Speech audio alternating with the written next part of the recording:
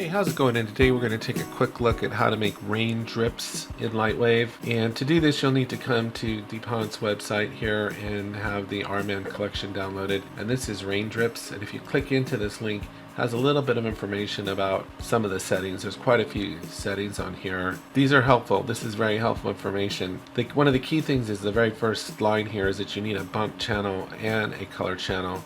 So let me come in here and show you what I've got. So right now I just have a ground plane and it's at -90 rotation, and I have it set to a glass texture. So if I come here to the object selected, the ground plane, and we come into the surface editor, we set that just by pressing F8, and I have it set to glass here. So that's easy enough to do. And then in the node graph we just have the rain drips here. And the one thing I noticed for this to really kind of come to life is I really had to bump up the refraction index. Otherwise I was kind of getting a dark screen here. Like, let's turn it down and see what happens. See how it gets dark. So maybe I can go into VPR and you can see it a little clearer. So let me punch in a little bit more.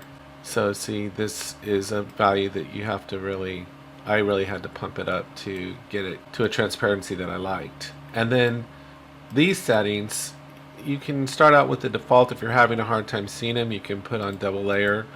You can also switch to shaded, which will make them easier to see as well. So it's just a really cool effect. And then of course all these settings you can adjust and play with. And it's automatically, you might need to adjust the size. And this I have being projected as a planar on the y-axis. And that's it. And then you just go ahead and render it out for however many frames, and it's already animated. So that's it. If you're looking to have rain drips, this is a nice, easy way to do it. So anyway, that's all I had for today, and I'll talk to you next time.